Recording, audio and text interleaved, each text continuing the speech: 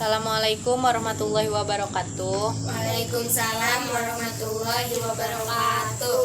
Perkenalkan, nama saya Rosmita Wulandari. Saya tingkat 2 keperawatan. Saya dari Politeknik Karya Husada Jakarta. Di sini saya akan melakukan penyuluhan tentang nyeri pada menstruasi. Tujuannya agar adik-adik di sini mengetahui gejala-gejala atau kelainan pada menstruasi. Di sini saya akan menjelaskan tentang definisi menstruasi, siklus menstruasi, fase menstruasi, dan lain-lain. Sebelumnya saya bagikan dulu ya. Di sini ada yang sudah menstruasi? Sudah. Ada yang tahu nggak apa itu menstruasi? Menstruasi adalah proses keluarnya darah dari vagina yang terjadi diakibatkan siklus bulanan alami pada tubuh wanita. Saya perjelas lagi ya. Menstruasi atau haid adalah perubahan fisiologis dalam tubuh wanita yang terjadi secara berkala dan dipengaruhi oleh hormon reproduksi, baik FSH estrogen atau LH progesteron. Periode ini penting dalam hal reproduksi. Pada manusia, hal ini biasanya terjadi setiap bulan antara usia remaja sampai menopause. Siklus menstruasi. Siklus menstruasi adalah siklus hormonal bulanan yang dilalui tubuh wanita untuk mempersiapkan kehamilan. Siklus menstruasi dihitung dari hari pertama menstruasi hingga hari pertama periode menstruasi berikutnya. Selanjutnya fase-fase menstruasi. Fase menstruasi merupakan fase pertama di dalam siklus menstruasi. Gangguan pada menstruasi. Yang pertama, amenorea. Amenorea dibagi menjadi dua, yaitu amenorea primer dan sekunder. Amenorea primer adalah kondisi di mana seorang wanita sama sekali belum mengalami haid hingga 16 tahun. Sedangkan amenorea sekunder adalah kondisi di mana seorang wanita usia subur yang tidak sedang hamil dan pernah mengalami menstruasi sebelumnya berhenti mendapatkan menstruasi selama 3 bulan atau lebih. Yang kedua, dysmenorrhea. Dysmenorrhea adalah kondisi di mana wanita mengalami nyeri saat menstruasi, umumnya pada nyeri pertama dan kedua haid.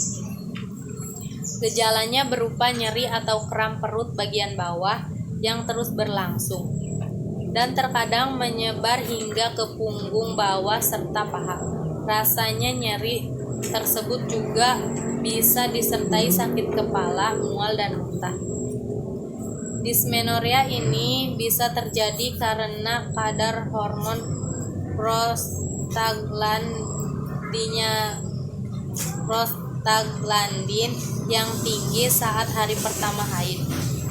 Di sini ada yang pernah mengalami dysmenorrhea? Terus biasanya diobatinnya pakai apa? Dikompres pakai air hangat.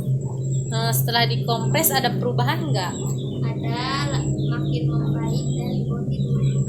Bisa sembuh itu? Bisa. Setelah beberapa hari, hormon ini akan berkurang kadarnya hingga membuat nyeri haid ikut mereda. Nyeri haid jenis ini biasanya akan mulai berkurang seiring bertambahnya usia atau setelah melahirkan. Yang ketiga, menorhagia. Menorhagia adalah gangguan menstruasi berupa keluarnya darah menstruasi secara berlebihan atau dalam jumlah yang terlampau banyak sehingga mengganggu aktivitas sehari-hari. Ini termasuk durasi haid yang berlangsung lebih dari menstruasi normal, yakni lebih dari 57 hari. Yang keempat ada oligomenorrhea.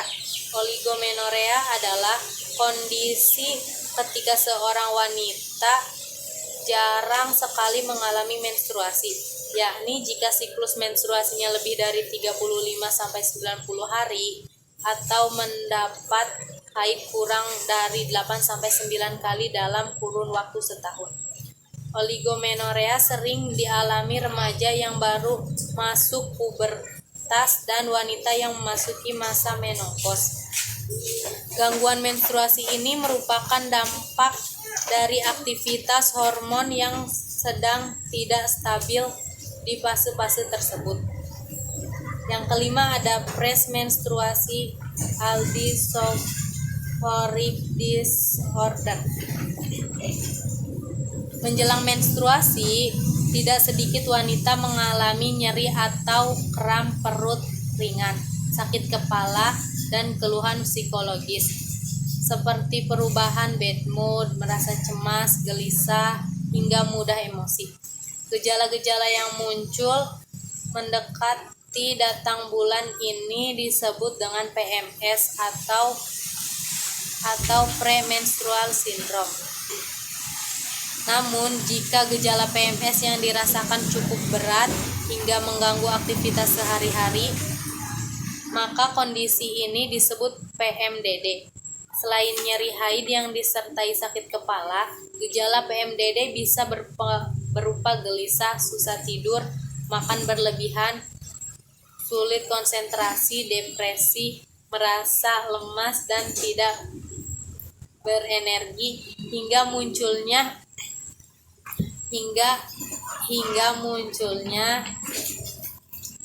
ide atau keinginan untuk bunuh diri. Faktor-faktor yang menyebabkan menstruasi. Terdapat dua jenis menstruasi, yaitu primer dan sekunder.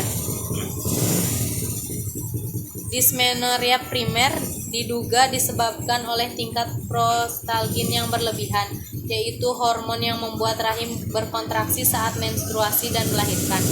Rasa sakit ini disebabkan oleh pelepasan hormon-hormon ini ketika lapisan endometrium mengelupas selama periode menstruasi. Hal ini menyebabkan kontraksi uterus dan penurunan aliran darah ke uterus.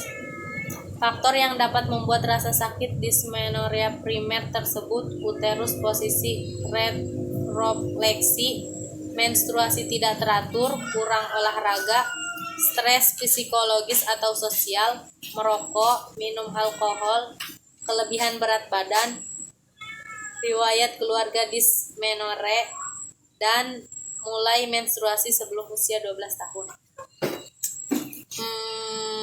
Mungkin itu saja yang dapat saya sampaikan. Sebelumnya, apa ada pertanyaan?